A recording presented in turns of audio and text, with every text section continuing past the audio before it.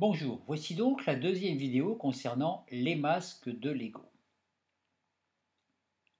Je vous disais donc dans la fin de la dernière vidéo qu'il était important de ne pas nous identifier à notre identité actuelle, que l'on soit homme, femme, sous peine de stopper notre évolution.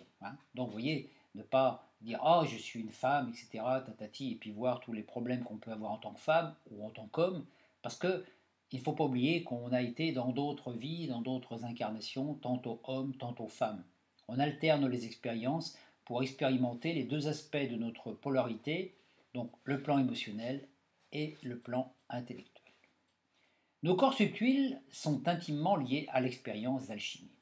Le corps physique est le contenant décrit par l'ascendant zodiacal lié à l'élémentaire. Le corps vital, ou deuxième corps, dit éthérique, est lié à l'enfant intérieur et à l'élément eau. Quand notre enfant intérieur est libéré, notre corps de vitalité devient très puissant. Nous sommes pleins de joie et en parfaite santé.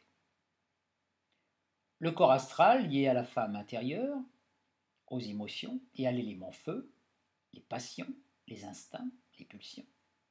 Le corps mental qui est lié à l'homme intérieur, l'intellect, et l'élément air, les pensées intuitives, et le corps causal ou le corps du soi qui est lié au feu et terre, le cinquième élément, celui qui réunifie les corps purifiés dans l'unité vibrale de cinquième dimension. Tous nos corps sont liés aux fonctions du cerveau et aux hémisphères précités. Alors voyons maintenant pourquoi nous vivons dans la dualité. La chute dans l'incarnation a transformé la lumière en voile opaque servant de réflecteur, de voile, d'écran. C'est un peu le même processus que lorsque vous entrez dans une pièce éclairée par une ampoule trop faible. Tout paraît flou. Ce voile s'est interposé entre les deux hémisphères, entre l'hémisphère droit intuitif, réceptif, qui nous octroyait directement les informations supraluminiques de la source, et l'hémisphère gauche masculin, organisateur, ordonnateur et révélateur. Le point situé entre les deux, le troisième œil, s'est ainsi trouvé voilé et inversé. Par celui-ci, l'information source provenant de l'akasha et captée par l'hémisphère droit féminin déclenchait un ressenti intuitif, c'est-à-dire une sorte de télépathie sans image, transmise à l'hémisphère masculin, gauche. Mais le voile a inversé le processus et l'information reçue était reflétée sur cet écran et s'est manifestée comme image extérieure, résultant non pas de la source, mais du programme intériorisé dans le cerveau gauche. Quand l'hémisphère gauche n'est pas connecté correctement à l'hémisphère droit, il agit comme le logiciel d'un ordinateur qui n'aurait pas été mis à jour.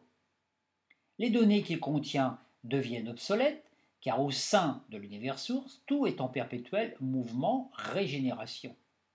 Rien ne dure, tout se modifie sans cesse. Chaque création nouvelle modifie le tout. Chaque pensée modifie le plan collectif. Chaque action modifie même le programme de la source. C'est pour cela que nous vivons des bugs. Toutes les informations mémorisées dans notre hémisphère gauche font obstacle, surchargent notre disque dur. Nous n'avons plus accès à de bonnes réponses, mais à des réponses provenant du passé. Des vieux scénarios obsolètes et ceux-ci ne correspondent pas à nos besoins actuels, immédiats. Nous sommes décalés dans l'espace-temps, et tant que notre banque mémoire n'est pas mise à jour, nous piétinons. À chaque fois que nous cherchons une réponse ou la cause d'un problème, notre cerveau répond toujours avec des vieux préceptes du passé, des justifications de l'ego, des certitudes émanant de nos matières grises, résultant de nos vies passées. Et plus nous fabriquons de matière grise, plus nous devenons des aliens, c'est-à-dire coupés de notre connexion avec la source. L'intuition vibrale nous apporte toujours de nouvelles informations révélatrices et non résultant de nos cogitations intellectuelles ou mentales. Plus nous apprenons de choses par la mémorisation, plus nous enfermons. C'est un petit peu le cas des scientifiques qui sont toujours dans les mêmes, dans les scientifiques, on peut dire qu'ils ne sont pas connectés, qui sont toujours dans des vieux schémas répétitifs. Voilà, hein, on sait bien que le mental modifie l'expérience. Quand vous pensez que quelque chose est vrai, Tout va vous prouver que vous avez raison quelque part. Alors que les personnes qui sont plus ouvertes au niveau de leur conscience, par exemple des personnes comme Einstein, avaient une fonction intellectuelle développée, mais il avait ouvert une porte qui lui donnait des informations nouvelles, qui d'un seul coup, pouf, une intuition qui apportait une nouvelle information. Tant que nous fonctionnons au circuit fermé, le résultat, c'est que nous sommes enfermés dans la mémoire photographique, au sein de laquelle tous les mots, les images appris ou expérimentés demeurent et forment une masse inerte qui bloque nos facultés mentales réelles. Cela nous occulte la possibilité d'écouter la voix de notre enfant intérieur. C'est comme si le disque dur de votre ordinateur était surchargé d'informations, que vous ayez des milliers de programmes et de mails et d'images qui fait que le disque dur il finit par ramer parce qu'il y a trop d'infos. À chaque fois que vous voulez chercher une information, l'ordinateur va ramer parce qu'il ne va pas réussir à trouver l'info ou alors elle est en morceaux un peu partout. Et c'est la même chose dans notre intérieur. Pendant des décennies, nous avons appris, intériorisé, mémorisé, enregistré des mots, des symboles, des images, des croyances que nous prenons comme vérité, alors qu'elles sont caduques, non adaptées à notre réalité maintenant. La vision du plan astral, les vies antérieures, les personnes décidées, les prophéties, etc., a une certaine utilité pour comprendre, mais peut enfermer davantage dans l'illusion. La vraie vision, celle du cœur, est intuitive, sans image. C'est un ressenti vibratoire. On appelle ça l'intuition. N'oublions pas que le troisième œil est un centre de feu. Il octroie non seulement la clairvoyance télépathique vibrale, mais il peut aussi créer. Tout ce que nous voyons par cet œil, qui est le centre de l'attention, nous le créons et nous l'expérimentons. Tant qu'il est voilé, nous sommes manipulés par nous-mêmes. En effet, nous sommes tentés de croire que la réalité est ce que nous voyons par nos yeux sur l'écran de notre conscience à l'extérieur, et nous essayons sans cesse de nous adapter à cela. Nous voulons être aux normes, être à la mode, coller au système pour nous caser, accepter les croyances collectives pour être enfin acceptés, aimés ou reconnus. Alors que la vérité est tout autre. Nous ne voyons extérieurement que les images reflétées par nos films intérieurs. C'est la raison pour laquelle deux individus placés côte à côte ne vivent pas la même chose. Le pauvre côtoie le riche, le malade côtoie le bien portant. Ce n'est qu'en inversant le processus que nous pouvons voir la réalité. Ce que nous voyons dans notre réalité quotidienne n'est pas la réalité quotidienne, mais notre réalité, celle résultant de nos filmographies internes. Regardez, quand vous regardez un film avec des gens, il y a des gens qui vont adorer le film, et il y en a qui vont dire « Oh là là, ce film, c'est nul, etc., etc. » Il y en a qui vont aimer, il y en a qui vont avoir peur, il y en a qui vont rire. Pourtant, c'est le même film. Donc ça dépend bien du décodage intérieur. Quand nous regardons une image projetée sur un miroir, celle-ci se présente à l'envers. Lorsque nous nous regardons dans le miroir, nous ne voyons pas la réalité, celle que voit notre soi, notre enfant intérieur, qui nous ressent, il nous ressent plus qu'il nous voit, mais c'est le résultant de notre façon de penser, de ressentir, de nous aimer ou non. Donc, la matière ne sert que d'écran réflecteur, mais c'est nous, individuellement, qui sommes les projecteurs des scénarios. Ainsi, vous allez vous regarder devant la glace, vous allez vous aimer ou ne pas vous aimer, alors que ce n'est qu'une projection. Et vous n'êtes pas ce que vous voyez dans le miroir, mais ce que vous ressentez intérieurement. C'est ça qui est compliqué pour nous, parce que le corps éthérique, le corps énergétique, c'est un corps qu'on ne voit pas. Et pourtant, c'est notre véritable corps. Donc ce qu'on ressent à l'intérieur de soi, si on ressent de la joie, si on ressent du bonheur, etc., peu importe que notre corps soit un peu plus gros, un peu plus petit, ou pas aux normes, etc., ou qu'on ait le dernier, qu'on soit habillé à la mode ou pas, ce qui est important, c'est ce qu'on va ressentir. Parce que ce qu'on va ressentir, c'est ce qu'on va partager, c'est ce que les autres vont ressentir. Donc c'est là-dessus, c'est sur cette image intérieure, c'est cette image intérieure qu'il faut améliorer. L'image qu'on a de soi. Et puis la forme extérieure, on fait avec. Et de toute façon, elle s'améliore automatiquement dès qu'on a une meilleure image de nous. Tant que nous restons imprégnés des scénarios résultant de notre fausse âme lunaire, nous ne pouvons accéder à ceux émanant de notre âme solaire, notre soi androgyne. La loi d'attraction n'agit que dans le secteur vibratoire correspondant à nos intentions. Tant que notre conscience reste imprégnée dans la dualité, nous n'avons accès qu'à des possibles émanant de celle-ci et non à ceux provenant des mondes unifiés. La mécanique quantique est claire là-dessus. Elle agit au niveau des particules subtiles et non physiques densifiées. On peut imaginer être capable de voler dans les airs et sauter du 6e étage d'un immeuble, mais le résultat sera que nous nous écraserons au sol, même si nous avons visualisé que cela est autre chose. Pourquoi? Parce que la mécanique quantique n'agit que sur des particules subtiles, pas dans le monde figé, densifié, matériel. Et c'est là qu'une grosse de confusion. Cette confusion liée à la loi d'attraction est celle qui fait que la plupart de ceux qui veulent agir en utilisant celle-ci ne voient pas leurs rêves réalisés.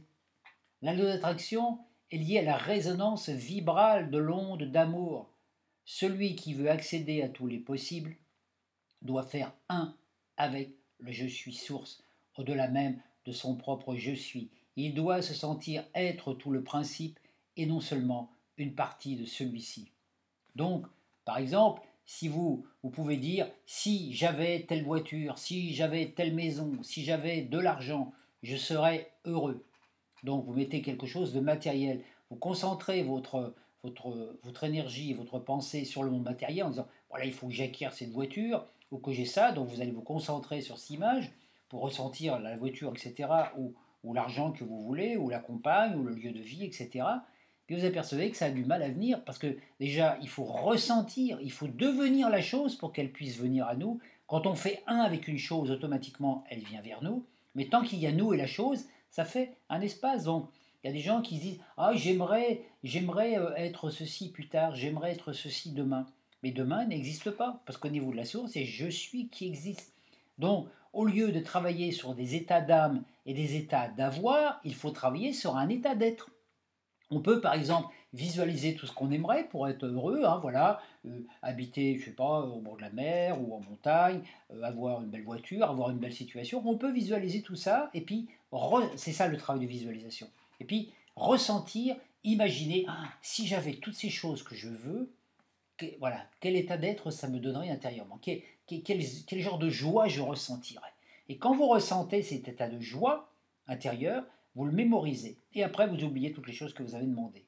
Parce que si vous gardez cet état de joie procuré par ce sentiment de plénitude que vous avez eu quand vous avez fait votre visualisation, tout ce que vous avez demandé viendra à vous sans que vous ayez fait d'effort. C'est ce qu'on appelle la résonance, l'onde de vie, l'onde de grâce.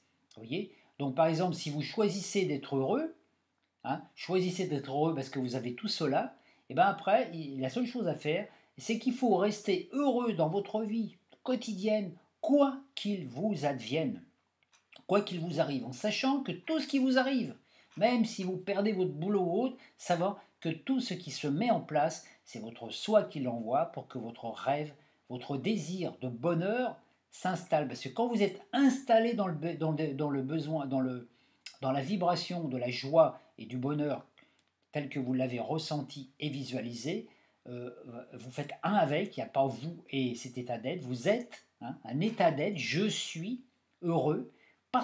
Donc c'est plus je suis heureux parce que j'ai ceci ou parce que j'ai cela, je suis heureux parce que j'ai choisi d'être heureux. C'est l'état d'être de joie, c'est un état de choix. On peut choisir d'être heureux comme on peut choisir d'être triste. Mais si vous choisissez d'être heureux et que vous avez par exemple une tristesse qui vient vers vous suite à un événement, quand la tristesse vient à vous, vous la voyez, vous la percevez, hop, vous la vivez et vous la laissez passer, mais vous gardez votre état de joie. Dès que la tristesse est passée, il n'y a pas besoin de la garder. Vous voyez? Et c'est ça qui est important, parce que à ce moment-là, la loi d'attraction va agir par rapport à l'être vibral, vous voyez, et pas par rapport uniquement à des choses. Et après, il suffit de rester vigilant. Si vous avez cette image de plénitude parce que vous l'avez visualisée, vous avez visualisé l'abondance telle que vous la voulez, par exemple, et qui vous donne cette plénitude, vous devez, et ça c'est le travail de chacun, vous devez rester ferme dessus, intention. Vous avez choisi d'être heureux, vous ne devez pas changer, quoi qu'il vous advienne. Et à partir de ça, naturellement, vous allez tester au début. Vous avez des événements l'univers va vous tester pour voir si vraiment ce que vous affirmez, c'est votre vérité ou si c'est juste un truc qui vous passe par la tête parce que vous l'avez lu dans un bouquin ou écouté dans une vidéo. À partir du moment où vous êtes testé une fois, deux fois, trois fois, peut-être quatre fois, et puis au bout d'un moment, quand vous restez vraiment fermement ancré dans cette intention, dans ce choix que vous avez fait, automatiquement après, pof, les obstacles disparaissent et vous êtes heureux parce que vous avez choisi de l'être. Vous voyez, être heureux, c'est un choix. Être dans l'abondance, c'est un choix. Être triste, c'est aussi un choix. Donc, seule l'alchimie peut nous permettre de retrouver cet état vibral d'unité. L'incarnation nous sert à nettoyer le corps mental, masculin, cerveau gauche, et le corps émotionnel, féminin, cerveau droit, le corps vital, le subconscient, l'enfant intérieur, afin de transmuter l'information source de notre réalité temporelle, donc le corps physique, pour que celui-ci soit le temple parfait, rayonnant les qualités de notre signe solaire et de notre signe ascendant unifié. L'alchimie consiste à séparer les corps, donc les éléments, feu, terre, air, eau, pour les purifier individuellement et les réunifier. Elle est destinée à nous libérer du corps de souffrance résultant de notre fausse âme lunaire. La Lune, agent alchimique par excellence, nous apporte chaque jour, par le biais d'événements, rencontres et situations, les solutions à nos problématiques. La première œuvre alchimique, ou œuvre noire, consiste à se concentrer sur le corps mental, le nettoyer, le purifier des fausses croyances, concepts, scénarios provenant du vieux programme antérieur, donc des informations obsolètes provenant de nos vécus incarnationnels antérieurs. C'est une période d'étude, d'analyse, d'apprentissage, de lecture, de décryptage, où la notion d'émotionnel, d'amour et de plaisir est mise de côté. Cette période est indispensable. Elle correspond à la conceptualisation d'un nouveau programme. Cela passe par les disciplines, la méditation, la concentration, l'étude. On se trouve dans la même situation qu'un créateur de logiciel qui doit se concentrer pendant des jours et des heures pour mettre au point son concept. Puis vient la seconde œuvre alchimique, l'œuvre au blanc. Celle-ci consiste à laisser de côté l'intellect pour pratiquer, ressentir, expérimenter ce qu'on a appris. L'existence quotidienne devient un pèlerinage. Chaque jour, des événements se présentent à nous pour que nous puissions mettre en pratique ce que nous avons appris par l'étude et la méditation. Il s'agit donc d'actualiser les nouvelles données en les vivant, en faisant les exercices. C'est un moment de dialogue avec notre âme et notre enfant intérieur, moment où notre psyché veut épouser notre corps, pour que les nouveaux savoirs appris deviennent connaissance par l'expérience, le ressenti. Cela nous oblige à nettoyer notre corps émotionnel des vieux schémas antérieurs, jusqu'à ce qu'aucune émotion cristallisée ne demeure, aucune scorie ne demeure. Dans l'expérience que je vous ai dit tout à l'heure, si vous avez choisi par exemple d'être heureux, quoi qu'il advienne, il y a des événements dans votre vie qui vont vous amener à peut-être vous démontrer le contraire, qui veut vous entraîner dans la tristesse ou dans une émotion négative. Au moment où cette émotion va se présenter, c'est vous qui allez pouvoir soit affirmer que vous demeurez dans votre état, dans votre intention, par exemple cet état de joie et de bonheur que vous avez choisi, soit donc vous allez nourrir votre âme de ce nouveau concept, vous allez revêtir votre âme de cette nouvelle expérience, information, soit vous allez retomber dans le vieux schéma qui va vous ramener à la tristesse. C'est l'œuvre blanche, c'est ça, c'est un dialogue perpétuel avec votre âme. C'est ce qui se passe quand on va en pèlerinage, par exemple à Saint-Jacques-de-Compostelle, ou le long du chemin, on rencontre plein de trucs, plein d'expériences, on vit plein d'aventures plus ou moins agréables qui nous confrontent à nos réalités intérieures. Le pèlerinage, ça sert à ça sert à vérifier, à expérimenter ce qu'on a appris. C'est la raison pour laquelle en pèlerinage, on n'emmène pas une tonne de bouquins, on n'emmène rien. On a appris, on pose les bouquins, on laisse l'intellect de côté, et là, on travaille avec son cœur et son âme, et on avance vers notre but, en sachant que chaque rencontre est une expérience, est une épreuve, dans le sens où nous sommes testés à chaque instant. Ensuite vient l'œuvre rouge, celle dite de la transmutation, où le féminin et le masculin agissent en symbiose. C'est le mariage alchimique permettant la libération de l'enfant intérieur et l'actualisation des qualités de nos signes zodiacaux, solaires et ascendants, permettant l'ascension. Nous vivons alors l'expérience de l'unité, corps, âme, esprit. La Lune, purifiée des scories, fusionne avec le Soleil. Nous sortons du rêve, nous retrouvons la vibration de l'Éden. C'est ainsi que nous sortons définitivement de la zone des états d'âme négatifs et positifs. Tantôt je vais bien, tantôt je vais mal, je suis triste, etc. pour nous installer dans l'état d'être choisi, qui est en adéquation avec la joie d'être ici et maintenant, dans un corps fonctionnant parfaitement. Notre vrai corps, glorieux, libéré du corps de souffrance, nous sortons de la division. Il n'y a plus qu'une joie d'être vivant, et notre troisième œil nous sert à actualiser nos intentions. Nous faisons un avec l'être. C'est ainsi que nous sortons des illusions du monde, des images et des savoirs, et retrouvons la mémoire holographique. Le triangle de l'unité brille sur notre front. Nous sommes libérés d'illusions. Nous sortons du statut de créateur, de créature pour se rentrer dans celui de créateur. Regardez le mot créature et créateur. Il y a juste une lettre qui se déplace. C'est ainsi que nous n'avons plus de masque. Notre ego devient serviteur de l'ouvrage et nous permet de rester centré sur notre réalité. Notre cerveau retrouve alors son plein potentiel. Dès que nous avons un besoin, émis par le cerveau gauche, nous recevons la réponse par le cerveau droit intuitif, télépathiquement. Il ne nous reste plus qu'à accomplir l'acte adéquat à cette réponse. Notre cerveau, libéré de la matière grise formant voile, retrouve alors son potentiel d'origine et nous pouvons vivre une vie créatrice et joyeuse et rayonner cet état d'être que nous avons choisi. Voilà ce que je vous souhaite, c'est pour la raison pour laquelle j'ai eu envie de faire ces deux vidéos. Je vous souhaite donc la réussite, ça demande un travail intérieur, c'est vrai. Alors, les trois œuvres dont j'ai parlé, œuvre noire, œuvre blanc, œuvre rouge, là, je les ai expliquées comme des choses successives, mais en fait, elles se passent au fur et à mesure. Vous apprenez une chose le matin, dans un livre, vous le mettez en pratique dans la journée, et vous l'actualisez dans le dogu. Ça se fait immédiatement. Vous voyez, une fois que vous avez compris les trois phases, vous le faites immédiatement. Dès l'instant que vous avez épousé un concept, épousé une idée, vous lisez une idée le matin par exemple sur l'abondance ou un exercice, bah vous le faites, vous le ressentez, hop, ça y est, c'est fait. Les trois œuvres peuvent être faites simultanément. Il n'y a pas de séparation, pas plus qu'il y a de séparation entre conscient, inconscient, subconscient et supraconscient. C'est une illusion que nous avons dans ce monde parce que les quatre éléments aussi paraissent dissociés, alors qu'en fait ils sont unifiés. Corps physique, corps éthérique, corps astral, corps mental sont un. Voilà, je vous souhaite un bon pèlerinage vers vous-même. Merci de votre écoute.